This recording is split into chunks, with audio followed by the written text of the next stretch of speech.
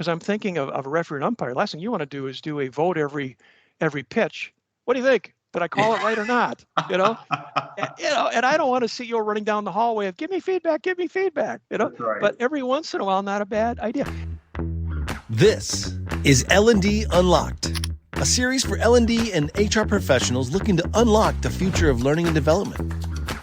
Presented by BizLibrary, L&D Unlocked is an ongoing series where we speak to industry experts and thought leaders about the future of work, workplace trends, and how your organization can prepare today for the challenges of tomorrow. Learn more at bizlibrary.com.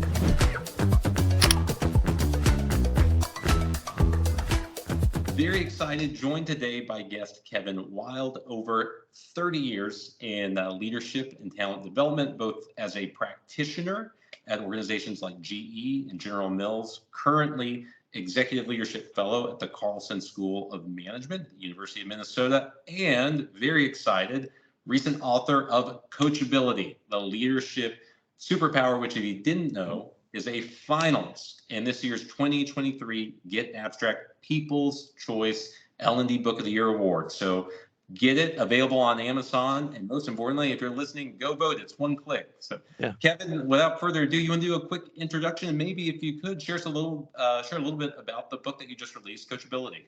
Sure, Chris, and I appreciate the big build-up invite. I mean, just the way my mother writes it. So, okay, that's the bio. But first and foremost, I love this field of learning and development. And for your listeners, I just want to go back to, I'm 16 years old. I'm a below-average student. Trust me.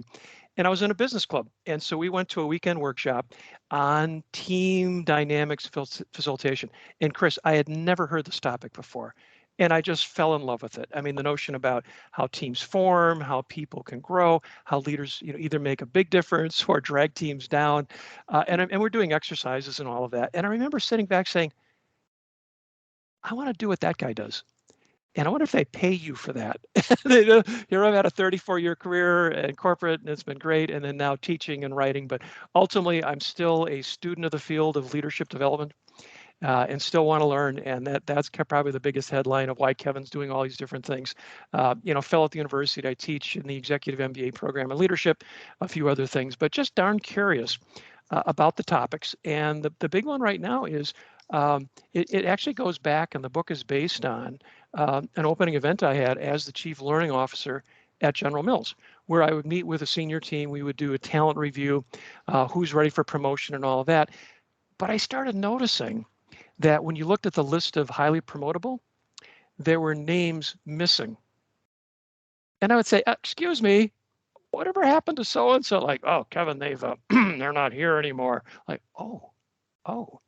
And I left thinking, I'm just darn curious. Why is it someone talented, hardworking, we believed in, well qualified, and at some point got over their heads? So I started doing some due diligence, started doing postmortem interviews with managers and all that. But the biggest thing was I went to their personnel file, and their last 360 survey of record had one question dramatically lower than the peer population of officers and directors. And the question was, does this leader seek and respond to feedback? Their scores are really 30 points lower.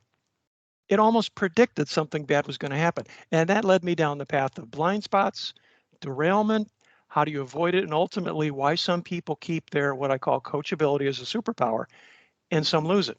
And then lately at the university, the research that I've both discovered as well as I've created myself, that there's a huge upside if leaders can stay coachable. Higher levels of performance, engagement of the employees, higher sales, essentially on and on and on here.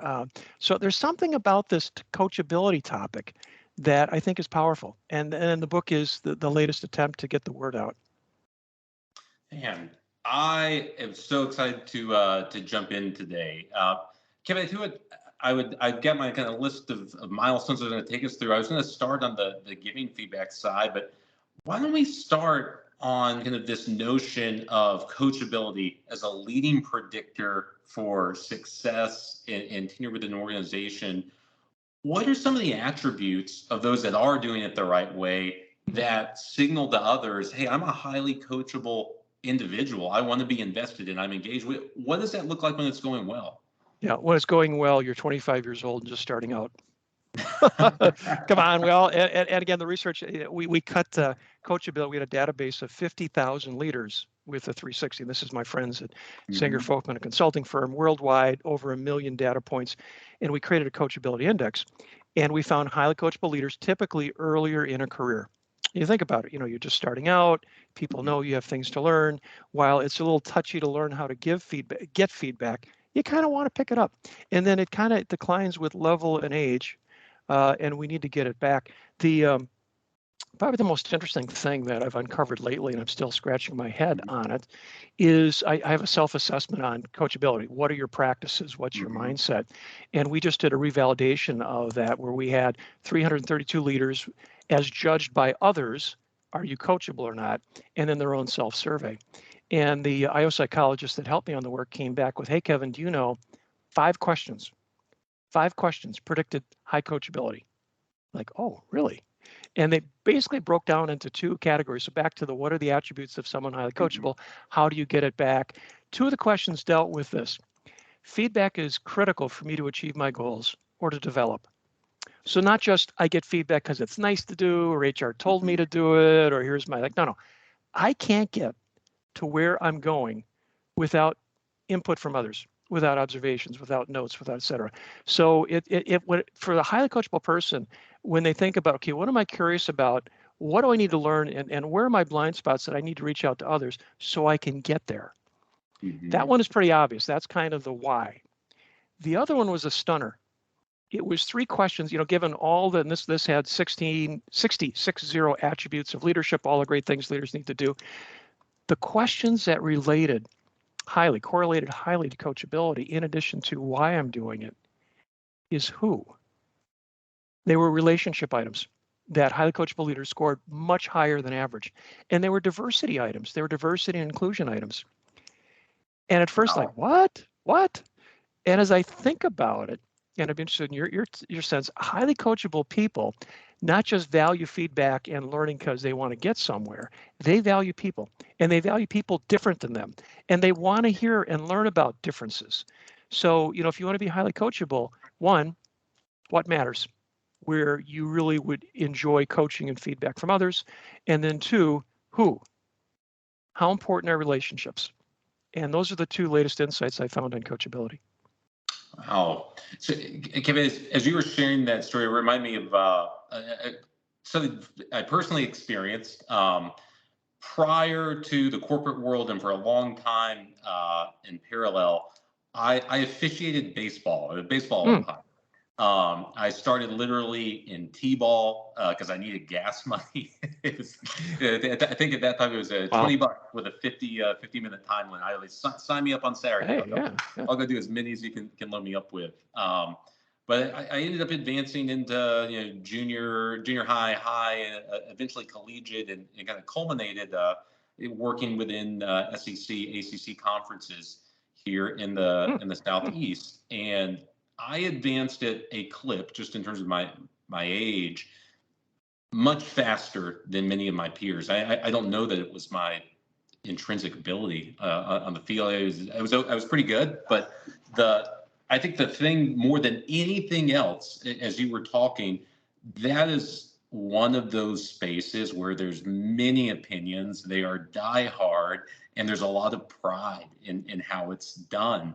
And I would solicit anyone and everyone in the locker room before the game, after the game, like, what did you think? And I think the great equalizer in that was it didn't matter if they were more senior, less senior, thought highly of, regarded as average. I think being the person who was looking to try to get advice wherever you could find it, and kind of making that your reputation and letting that define you.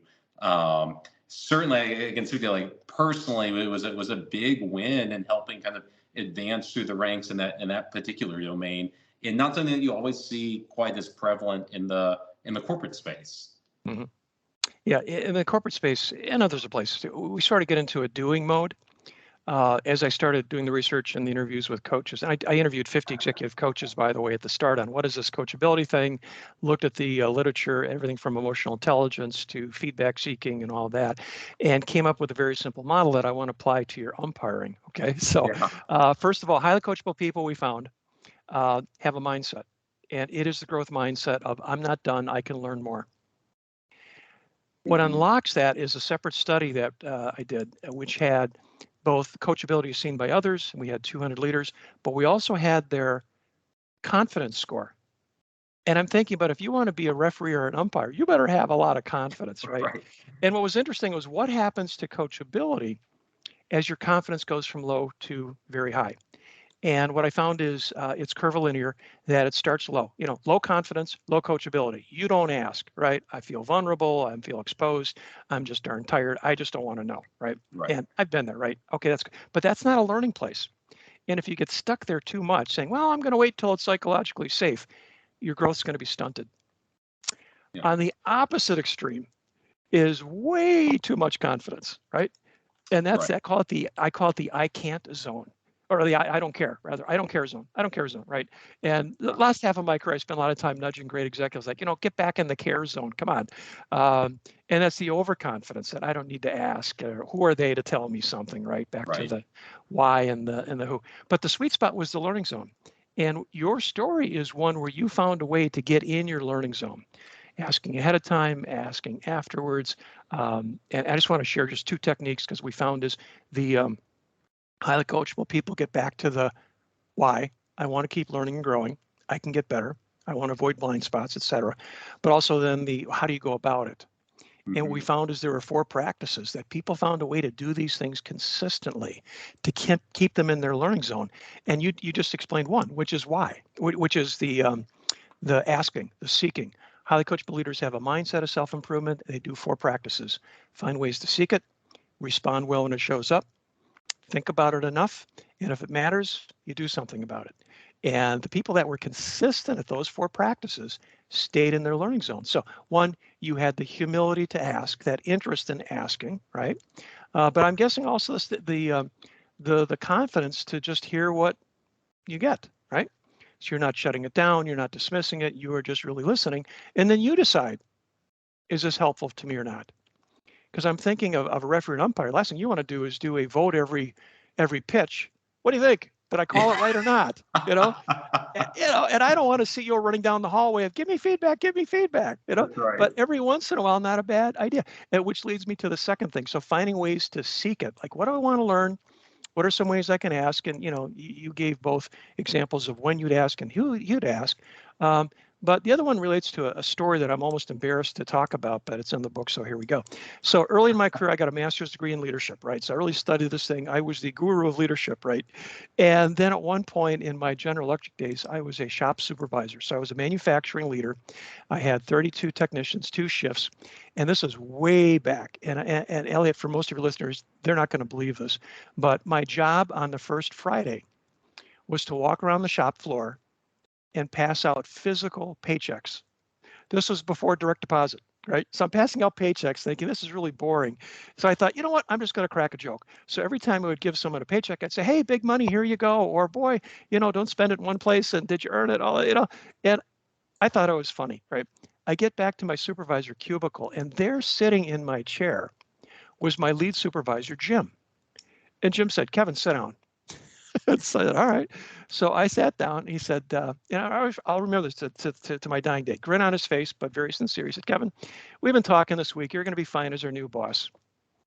But I got to tell you, when you pass out paychecks, shut up. And I was shocked. I was horrified. I didn't realize, talk about a blind spot.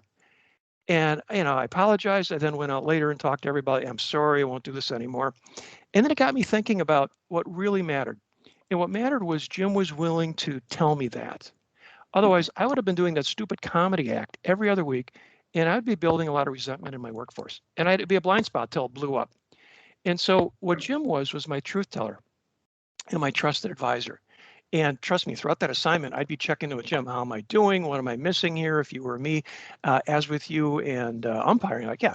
you're just actively finding ways to add there. In the learning zone, I'm confident enough to hear what comes out, but curious enough that I want to know. And every once in a while I wouldn't ask, and he'd be sitting in my chair like, okay, Jim, what? So the one, bit of coaching is once you figure out, okay, where do I want to learn to get better? And then how do I live it? And I got to ask in the confidence zone. And part of it is just what questions you want to ask, but it's also the who I want to ask and who's your trusted advisor. And, and I've got this on all my blogs, and I think you can put up the website, thecoachability.com.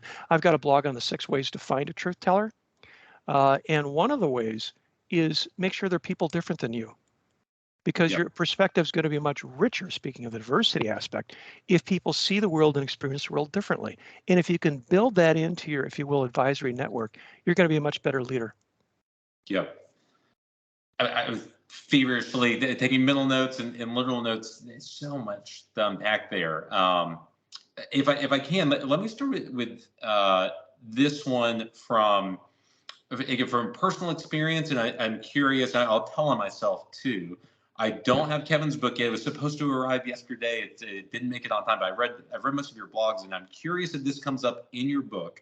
One of the things that I found to be a make or break in the longevity of the coaching relationship is your response when you don't agree with the feedback. And I'm curious, Kevin, in my experience, it's generally, not always, but generally I found it's best to internalize the feedback, apply what resonates or hits with you, and if it doesn't, let it go. I think on the flip side, what I've seen with a decent amount of coaching sessions is the one piece of advice that may not even be in the grand scheme of things relevant or germane becomes a conflict point, and also signals I'm not a particularly coachable person. But what's your thoughts when you're receiving feedback and maybe there's a point or two that don't land like maybe like the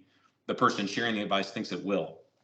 Absolutely. It's a great question. And again, the book Coachability, Leadership Superpower, the first half is sort of the model and the case. Second half is nothing more than all the techniques and strategies we used and learned from these highly coachable leaders in those 4 categories. How do we seek it, respond well, think about it enough, and then act on it?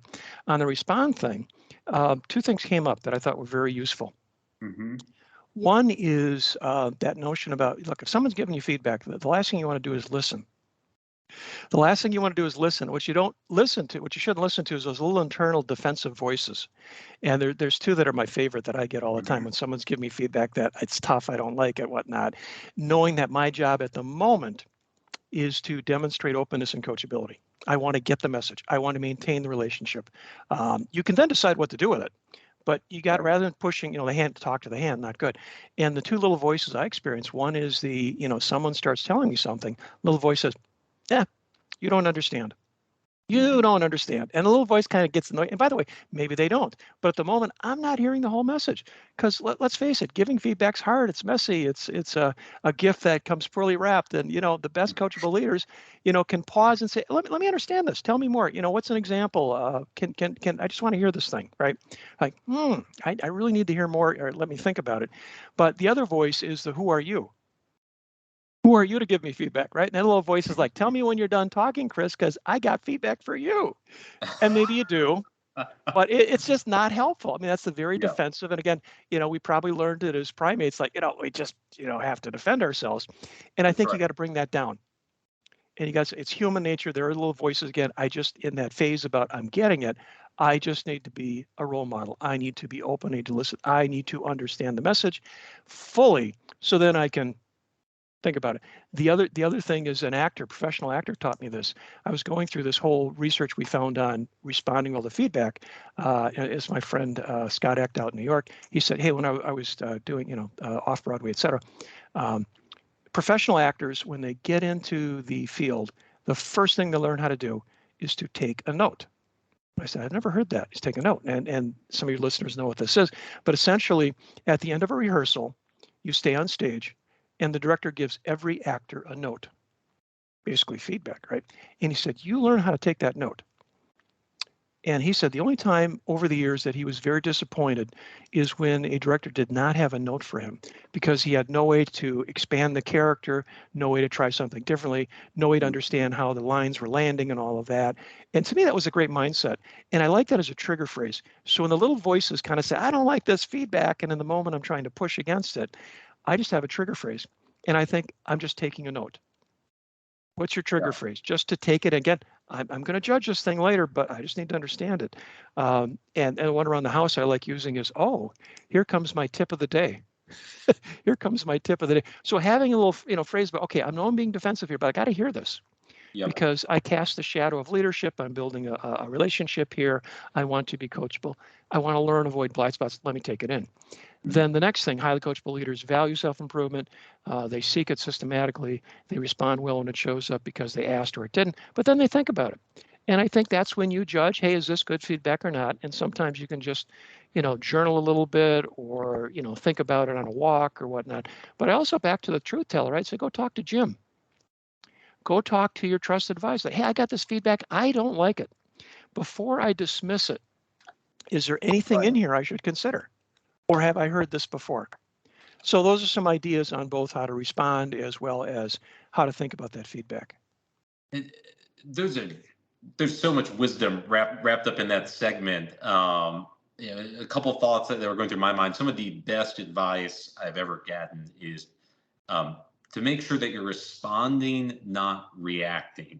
Mm-hmm. And I think what you described of, as those voices creep in, that you remind yourself, hold on, this is a note, this is a coaching moment. Like my job right now is to listen and internalize, and I'll formulate a response, because I agree with exactly what you said. It's an instinct, years of evolutionary response to fight or flight in this moment right now. And it's funny you brought up acting. We do QBRs at BizLibrary, and they tend to be big and themed. And at our big quarterly business reviews, we just did one where we were really drawing inspiration from the rock and roll industry and going on tour and performing. Yep. And we talked about this in a very, very similar context. There it was communication with clients, but the principles are the same. It's a performance, not in a disingenuous way, where we're not trying to fool anyone or get one over on them. A performance in the sense that what we're most conditioned to do, what the natural instinctive reaction isn't always the right one, and you really have to put yourself into character at times to drive outcomes that are the best for everybody. Because if you just did what Chris would naturally do on a Saturday afternoon, that may not be the right response in this coaching moment or in this client interaction. And to really be thoughtful about, hey, I'm going to put on my acting hat right now. I'm someone receiving feedback, and that's really who I need to be in this moment. Or I need to be de-escalatory in this client conversation as we work through some sort of issue that they may be experiencing. I think you're spot on with the note parallel. And I think back to, I love what you're saying about, go study how someone else does it and how to bring that in. But again, it's getting you in the learning zone. And I think the learning zone, as much as we talk about, here's how the actor does it, it's on mission. I'm trying to have a great performance for the audience, right? I'm trying to bring the value of my organization to the client. But the feedback is not about me, it is for me. And I think that mindset puts you in the learning zone, but then authentically, right? I think it's okay to say, this is kind of tough feedback for me to hear. I understand it. Let me feed back to you what I heard. Blah, blah, blah, blah, blah. Did I get it? Good. I'd like to think about it. Thank you. Or as with my paycheck, like, no, I don't need to think about it. I screwed up. I apologize. I won't do that again, right? So there are some, I did. I'm not going to think about it. But I think you've got permission to say, did I get this message right? Great. Thank you, coach. I'm going to think about it and then close the loop if necessary. Hey, Kevin, up to this point, we've mostly talked about getting in the learning zone from the perspective of the person receiving feedback.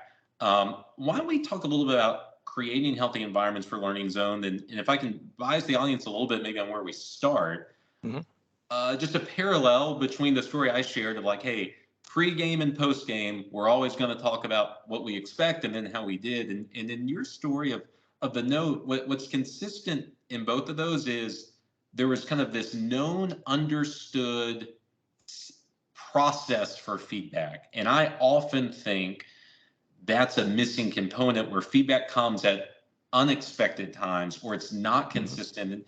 But I'm moving this into a discussion of how do we go create learning zones. But could you maybe speak to frequency and timing and kind of how that plays into creating environments that are going to get to good outcomes for all? And it's a great question, Chris. And I would say that there's probably other people out there that have written many more books on how to give feedback. I'll give you my experience and a few thoughts, but there's a lot out there. As a matter of fact, I once did a Google search as part of writing the book using Google Trends, where I put in how do I give feedback versus how do I receive feedback, and the ratio was 10-1. So we all have an appetite to get it better. I mean, it's tough to do. It's tricky. We're not used to it. But again, back to my book on coachability, it'd be darn much more easy if I knew the other side was practicing receiving. And I think the notion about I'd start with how do you role model it yourself? Because you're almost given more permission to give feedback if people know that you have role modeled it yourself. As a matter of fact, if I were to do a coaching, how to coach managers to be coaches, I would start by saying, we're not going to give you the techniques. We're not going to give you the learning questions, all that. Go out and learn something yourself, right?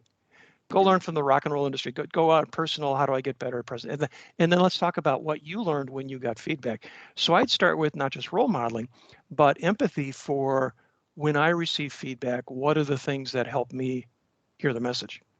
And then knowing people might be different on that, but starting with, okay, let me just do a little inventory here. Where were times that the message was just hard to hear and I wish it was differently? I want to not do those things. What are some things I want to do? One bit of feedback I got back in my my boss career later on is I was a learning leader at General Mills, and my team was saying, Kevin, you're just piling on way too much work. We don't know the priorities. And I said, you know what? I'm sorry. Let's just have regular meetings where we can talk about priorities. And I would just do a process every few months of, okay, let's kind of sit down. Here's where we're going. Here's where you're going.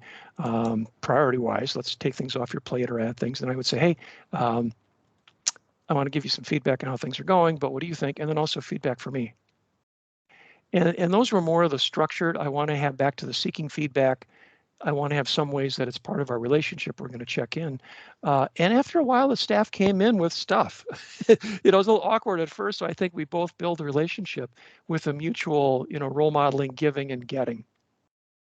Yeah. And I think that's another thing I would offer about, there's the spot, but the final thing I'll say, one of the reasons that I've discovered that we lose coachability over time, I call it the empty gym. And it's a picture of my local gymnasium on January 2nd.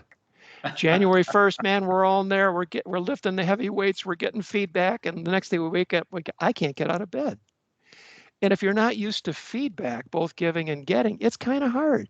So finding little things, little ways to get it started, asking, how did I do on that presentation? What's one thing I could do a little better? Or, hey, I noticed something here. Would it be okay if I gave you one tip? And just starting with small, regular, both giving and getting. And I think build it from there. Kevin, I love that you flipped that question on its head. So I'm just going to keep running with it. Let's speak to the manager who's listening to this, and right now they're going, if I could only get that person to listen, Kevin, but how do I coach them? And your first response is lead by example. If you want to be a better coach, you should probably be focusing more on your own coachability and demonstrating that will then lead to more productive sessions when you're coaching. Could you speak maybe more to the example you gave? If I'm a manager, what are some of the things you would encourage them to encourage feedback from their direct reports, which they may not be doing today, may be very uncomfortable or not have the confidence like you spoke to earlier? Maybe how do you begin that journey if that's not a muscle that you're flexing today? Yeah. Back to what are you curious about? Back to what would you value? What's important for you? And I think I would flip it again that if I want to give someone feedback, do I really care? And again, I've had moments where I've had great employees and they've done great things and they've taught me a lot. And then I had one or two that didn't work out. And as I look back, I could have given them more feedback early. And back to the kind of the low points of my career is like, I could have been a better leader. And part of it is role modeling the feedback. But I'd say, part of it is if I care enough, I want to give it and take the risk. But it's a muscle to build. Again, in terms of getting it, a couple techniques I've seen. One I call the pocket question. which is, do you have a feedback question? You just pull out of your pocket. It's easy to ask. One thing, Chris, we're going to do, and I do it every time I do a webinar or a podcast, is when you stop recording, I'll ask you 2 questions. And it'll go like this, Chris. So get ready for this. Number one is, hey, that was great. I'll be doing more of these podcasts. I really want to get better. What's one thing I did well in the podcast I should do again? And what's one thing that would be even better next time? And that helps get me in the learning zone. And so having those little pocket questions, hey, I'm trying to get better at presentations. Would you mind watching me next time? And what did I do well? And, am I speaking too fast, or am I talking over people? And so getting specific on what you want to learn and sharing that, and then responding well when it shows up. Because typically, if you're starting to ask for the first time, people are like, whoa, Chris never asked before. What's going on here? Is he in trouble? And so it takes some time to say, hey, I'm just trying to get back in that learning zone a bit more. And here's something I'm darn curious about. So after action reviews, pocket questions, I think even among your staff, there's probably someone that is probably have a stronger relationship. Start there. Say, hey, I want to make sure I'm in tune with my staff and I don't have any blind spots and I want to know what's going on. I think I probably missed some things. What are you seeing going on right now that I'm doing well? I want to continue. What's one thing that would be a little better? And then, expand that, if you will, trusted advisor question to others on your team. And again, the Coachability book's got a number of other techniques that leaders do to get that muscle of feedback. But again, it goes back to those 2 themes. What's critical? Can I get it done without feedback? And if it's like, I care, I want to know. So it starts with a mindset. I want to know. You're the umpire. I want to know. I'm the, I'm selling in my organization. I want to know how I'm doing with clients, more so than I am now. And then who? I value this. I value differences. I really want to hear. And I think the E&I movement has helped us on that. How do I expand my network and be darn curious about things in a courageous way? Yep. And so I think that's the mindset. Love it. Man, I feel like I'm going to be that director. It's like, I don't have any notes for you, Kevin. This whole conversation's been great, but I'll see if I can think of a couple. Hey, we've got one final segment for you. If we can, before we start that, I'm going to do a quick thank you to the sponsor of this episode. You know him well, BizLibrary. At BizLibrary, we know that employee development and retention have never been more critical to your business. We help you build learning programs that create safe and inclusive work environments, elevate employee skills, and develop leaders who drive results. So now, you can take award-winning BizLibrary content and put it to work to help overcome your biggest challenges. BizLibrary, where learning happens.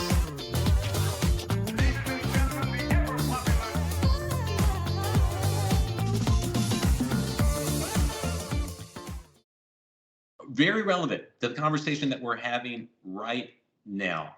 One of the best technology solutions that we bring to help bridge this gap and have better conversations between employees, their managers, their peers is found within our solutions. If you haven't looked at BizSkills yet, you need to come take a look. One of the things that it does is facilitate open dialogue around where we sit within our skill sets between managers and their employees. And then I think the best part is it puts it into action in an automated way. It automates the mapping of skill opportunities to content and curriculum that's designed, purpose-built to help people advance their careers, both within the role that they're currently performing for you.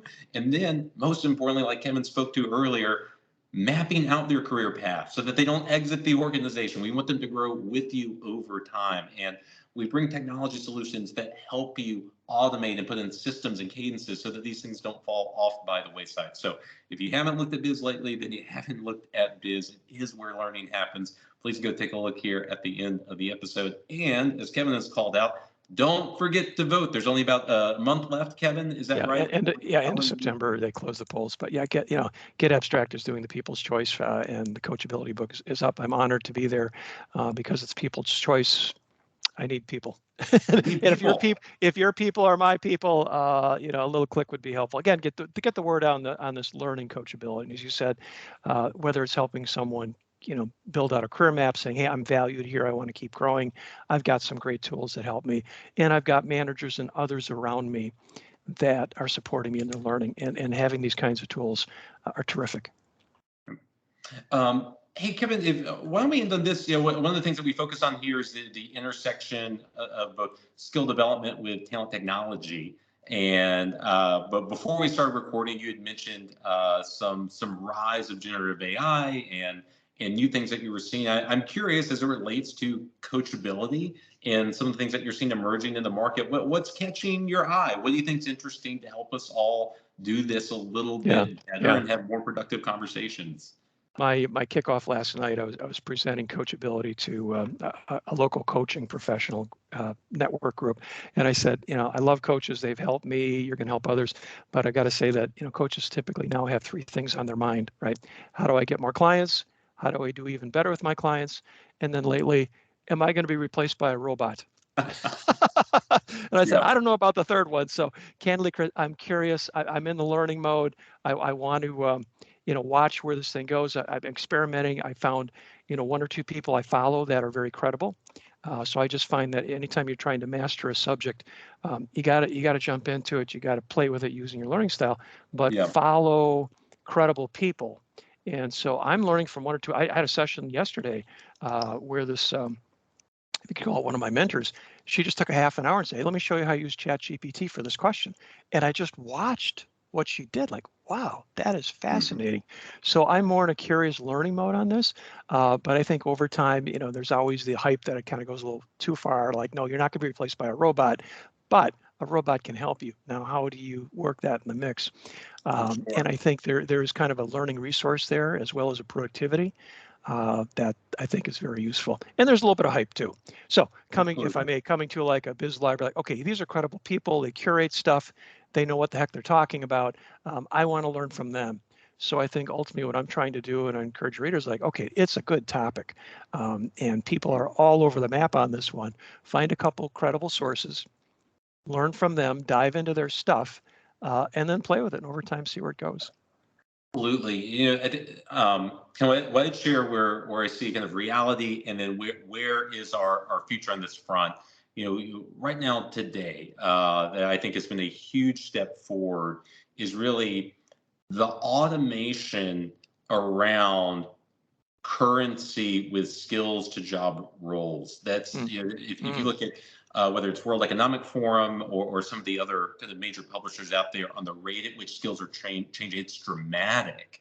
And so just kind of that knowing what to coach on, which skills are critical, that's been a huge obstacle. Teams have spent just inordinate amounts of time trying to develop these taxonomies. And I think largely that is a problem that the reality we're now living in is we can really solve that very elegantly with technology. I think what I'm most excited about in the future, where we're just starting to understand how to tap into this, is demystifying a little bit on what requires coaching. I think one real gap for managers is they get exposed to maybe 10% of what an employee does in any given work week or work month, and only worse in the world or more difficult in the world of remote work. And oftentimes the best coaching opportunities may go unseen to the manager, and helping that manager really know where the relevant kind of high impact coaching areas are.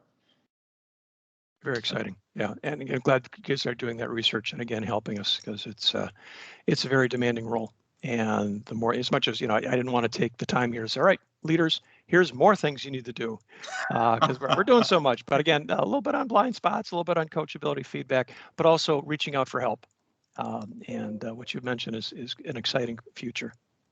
Well, Kevin, thank you so much for being here. Please, if you haven't done it, order a copy. Coachability available on Kevin's website directly or on Amazon, and make sure to go vote. Wishing you the absolute best of luck, Kevin, in the finalists here as they wrap up at the end of the month, and hope to have you back sometime. It's an awesome conversation. Yeah, fun. Love to follow up on it. Thank you, Chris. Yep, thanks. This episode has been brought to you by BizLibrary. Head to bizlibrary.com for more information.